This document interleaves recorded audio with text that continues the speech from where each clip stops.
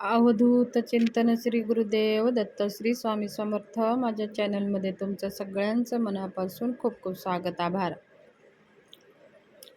कार्तिक महिन्यातल्या येणाऱ्या एकादशीला आपण देव उठणी एकादशी म्हणून साजरी करत असतो. देवशयनी एकादशी म्हणजे आषाढ महिन्यामध्ये देवशयनी एकादशीच्या दिवशी भगवान श्रीहरी योग निद्रेमध्ये जातात अशी मान्यता आहे.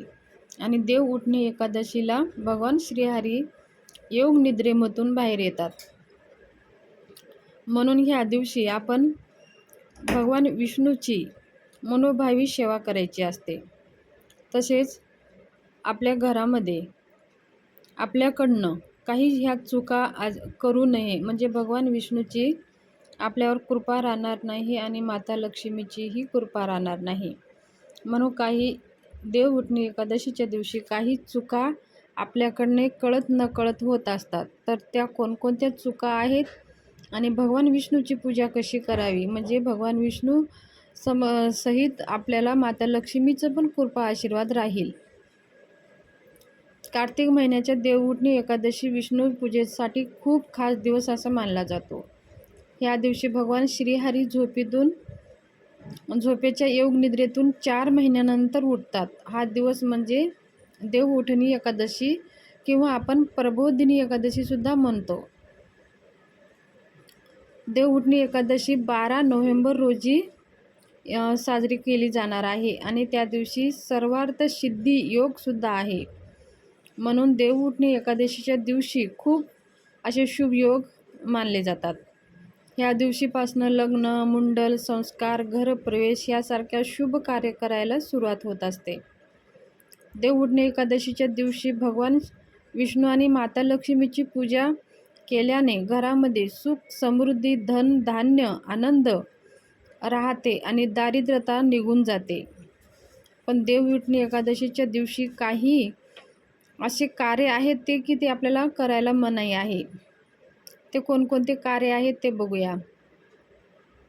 देव उठणी एकादशीच्या दिवशी रात्री झोपू नये अशी मान्यता आहे. पण जागरण करावं, भगवान विष्णूची सेवा, भजन, मंत्र, जप ह्या सगळ्या गोष्टी कराव्यात. एकादशीच्या दिवशी पान खाऊ नये असे मानले जाते की सुपारी, पान खाल्ल्याने आपल्या मनातली राजवृत्तीची प्रवृत्ती वाढते आणि साधकाने सात्विक जेवण ठेवावे आणि भगवान विष्णूची साधना आपल्याला करायची असते. एकादशीच्या दिवशी कुणाची निंदा करू नये, वाईट बोलू नये. असे केल्याने आपल्या जीवनामध्ये नकारात्मकता वाढते. एकादशीच्या दिवशी कुणी जर आपल्याला काही मदत मागत असेल तर पाठ फिरू नये. असे केल्याने आपल्याला अपमान होऊ शकतं आणि आपलं सन्मान गमावू शकतो. एकादशीच्या दिवशी राग टाळावे, त्यामुळे आपल्याला मानसिक ताण वाढतं आणि भक्तिभावात विष्णूची पूजा करावी. म्हणजे आपल्याला कोणतीही चूक झाली असेल तर ती माफ होत असते. भगवान विष्णूच्या सेवेने आपल्याकडनं काही चुका झाली असेल तरी ते माफ होतात. देव उठणी एकादशीच्या दिवशी तामसी अन्न म्हणजे कांदे, लसूण, नॉनव्हेज, गुटखा, तंबाखू, सुपारी ह्या सगळ्या गोष्टी वर्ज्य करावे. ह्या दिवशी भाताचे सेवन करू नये. एकादशीच्या दिवशी तुळशीचे पान तोडू नये. तुळशीला जेलसुद्धा अर्पण करू नये. तुळशीचे पानं आपण 1 दिवस आधीच तोडून ठेवावं, कारण तुळशीचे पानं नसेल तर भगवान विष्णूची जे कोणतेही नैवेद्य आपण अर्पण करतो ते भगवान विष्णू स्वीकारत नाहीत आणि त्यांची पूजासुद्धा पूर्ण होत नाही. देव उठणी एकादशीच्या दिवशी भगवान विष्णू, देवी लक्ष्मी आणि तुळशी माताच्या झाडाची पूजा करावी. असे केल्याने आपल्या घरामध्ये धन्य धान्य कधीही कमी पडत नाही. सुख, समृद्धी, ऐश्वर्य वाढतच जाते. या दिवशी गरीब आणि गरजूंना आपल्या क्षमतेनुसार अन्न, पैसा, कपडे ह्या वस्तू दान कराव्यात. देव उठणी एकादशीच्या दिवशी पूजेच्या वेळी भोग अर्पण करताना भगवान विष्णूला तुळस अर्पण करूनच भोग अर्पण करावे. असे मानले जाते की त्या दिवशी तुळशीच्या पानाशिवाय भगवान विष्णू भोग स्वीकार करत नाही. म्हणून तुळस आपण एक दिवस अगोदरच तोडून घ्यावी. म्हणजे आपल्याला एकादशीच्या दिवशी तुळस तोडू नये. कारण का त्या दिवशी तुळशी माता ही निर्जला एकादशी करत असते आणि ते आपण पान तोडल्याने माताला वेदना होतात. माताला वेदना झाले तर भगवान श्रीहरी दुःखी होतात आणि म्हणून माणसाला ज्या दिवशी तुळशी मातेचं उपवास असतं, एकादशी असतं, त्या दिवशी कधीही जलसुद्धा अर्पण करू नये. जल अर्पण केल्याने त्यांचं व्रत तुटलं जातं. म्हणून तुळशी माता ही निर्जला व्रत करत असते भगवान श्रीहरीसाठी. म्हणून ह्या दिवशी आपण तुळशीला जल अर्पण करू नये आणि पानंही तोडू नये. एक दिवस आधीच आपण पानं तोडून घ्यावे.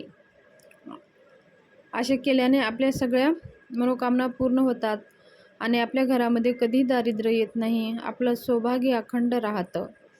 घरामध्ये कधीही लक्ष्मीची कमी पडत नाही. एकादशीच्या दिवशी कुणाला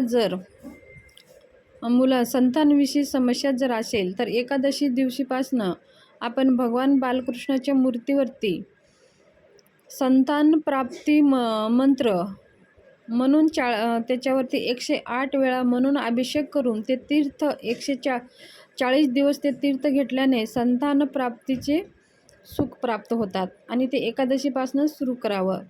संतान गोपाळ प्राप्ती मंत्र हे आपल्या नित्यसेवेमध्ये पण आहे आणि तुम्ही नित्यसेवा जर नसेल तर गुगलवरती तुम्ही सर्च करू शकता.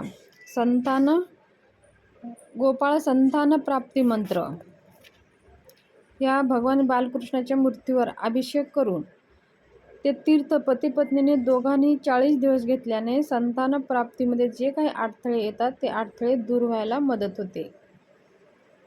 तसेच देवउठणी एकादशीच्या दिवशी आपली काही मनोकामना जर असेल, धनप्राप्तीविषयी काही समस्या असेल तर ह्या दिवशी तुळशीच्या सुक्या लाकडाचं एका पंक्तीमध्ये ठेवून तूप टाकून जर ते दिवा भगवान श्रीहरी समोर लावल्याने आपल्या घरातल्या जे काही धनाविषयी समस्या आहेत ते समस्या नाहीशे होतात.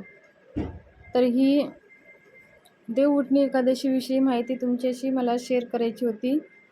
माहिती कशी वाटली? आवडली असेल तर चॅनलला शेअर करा, सबस्क्राईब करा आणि एक लाईक जरूर करा. लाईक जरूर केल्यानंतर बेल आयकनचं बटन प्रेस करा, म्हणजे जे मी उद्या माहिती सांगेल ती सगळ्यांच्या अगोदर तुमच्यापर्यंत पोहोचेल. हा व्हिडिओ जास्तीत जास्त ग्रुपमध्ये शेअर करा. धन्यवाद. शुभ दिवस जाओ.